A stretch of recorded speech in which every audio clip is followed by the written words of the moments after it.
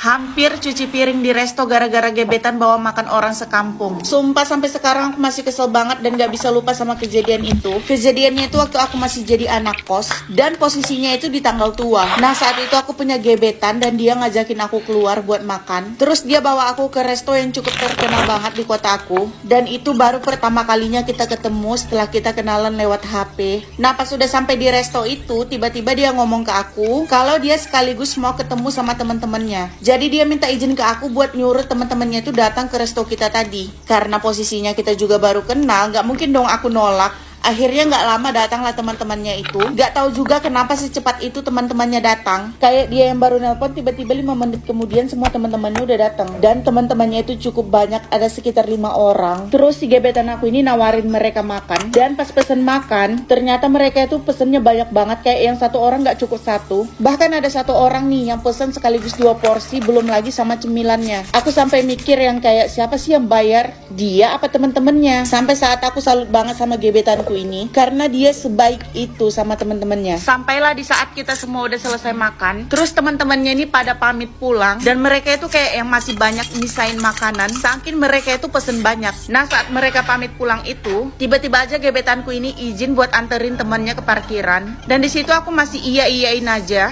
Tapi pas dia berdiri, dia langsung minta bilnya sama pelayannya dan pas si pelayannya itu mau ngambil, dia langsung pergi nganterin temannya ke parkiran. Di situ aku terkejut banget karena dia langsung ninggalin meja kita, padahal bentar lagi si pelayannya itu bakalan datang nganterin bill. Dan karena aku sendiri di situ, akhirnya si pelayan itu ngasih billnya ke aku. Dan aku shock banget karena total makan kita itu 850.000. Dan yang bikin makin shock itu, uang di dompet aku bener-bener cuma ada 150.000 karena itu real banget di tanggal tua. Di situ aku udah kebingungan dan minta sama pelayannya itu buat nunggu. Akhirnya mbak itu pergi dan ninggalin aku sama billnya. Sambil aku nunggu si gebetan aku ini buat balik lagi ke meja. Tapi udah hampir setengah jam dia nggak balik, aku langsung chat dia dan chat aku itu belum dibalas. Aku telepon tapi nggak diangkat dan tiba-tiba HP aku bunyi. Pas aku buka chatnya, sumpah aku mau nangis saat itu. Si gebetan aku ini ngechat bilang kalau dia bakalan nunggu aku di parkiran. Rasanya pengen menjerit dan pengen menghilang dari bumi. Karena gimana caranya coba aku bisa keluar ke parkiran kalau makanannya belum dibayar. Sumpah rasanya pengen nangis saat itu juga. Aku sambil mikir gimana caranya biar bisa bayar itu. Dan aku baru nyadar betapa bodohnya aku saat itu. Kenapa nggak aku langsung nyuruh dia aja yang bayar saat itu juga, waktu dia nyuruh aku datang ke parkiran. Tapi ya semuanya udah terjadi juga dan nggak bakalan bisa diulang lagi. Dan akhirnya pada saat itu aku nelpon teman aku buat transfer uang ke aku, tapi mereka semua itu nggak ada yang bisa dihubungi saat itu.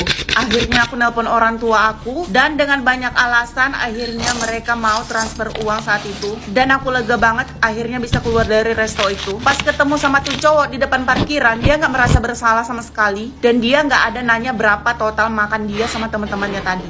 Akhirnya besoknya aku menghilang dari dia dan pas dia tanya aku bilang nggak tahan sama cowok yang bau ketiak. Saking aku udah kesal dan benci banget sama dia karena jujur dia itu emang bau ketiak sih. Kalian pernah nggak dipukul sama mamanya teman kalian gara-gara dituduh ngumpetin anaknya di rumah kalian? Nah aku pernah mengalami itu sekali. Gak ada hujan, gak ada badai, tiba-tiba mamanya teman aku ini datang ke rumah dan langsung mukul aku. Nah ceritanya sebelum kejadian itu pagi-pagi sekitar jam 10 teman aku datang ke rumah. Dia numpang mandi di rumah aku. Setelah mandi itu dia langsung tidur di kamar. Bahkan saat itu dia minjam baju aku juga. Nah karena aku penasaran dia habis dari mana sampai harus numpang mandi di rumah aku. Akhirnya aku tanya ke dia dan dia bilang kalau dia baru aja pulang dari rumah saudaranya. Karena aku nggak mau terlalu kepo, akhirnya aku nggak banyak nanya. Sekitar jam 4 sore teman aku itu masih belum pulang. Tiba-tiba ada yang nyelonong masuk ke rumah dan yang masuk itu ternyata mamanya teman aku tadi. Pas dia ngelihat aku, dia langsung ngedorong badan aku sampai akhirnya aku jatuh dan dia nanya di mana anaknya. Karena masih kebingungan dan kesakitan, akhirnya aku cuma bengong dan mamanya itu langsung masuk ke kamar aku dan nemui anaknya di dalam. Di situ dia langsung ngejambak anaknya. Masih belum puas nyalahin aku, dia balik lagi ke aku. Entah angin apa tiba-tiba dia mukul badan aku sambil nuduh aku udah nyembunyiin anaknya. Ternyata anaknya itu udah kabur dari rumah selama 3 hari dan akhirnya mamanya itu nemuinnya di rumah aku. Oh ya kalian jangan salpok, tadi aku tuh makan bakso aci Teh Santi. Ini lagi viral banget, dalamnya itu lengkap banget, ada mie dan bakso acinya. Yang mau coba boleh klik keranjang kuning.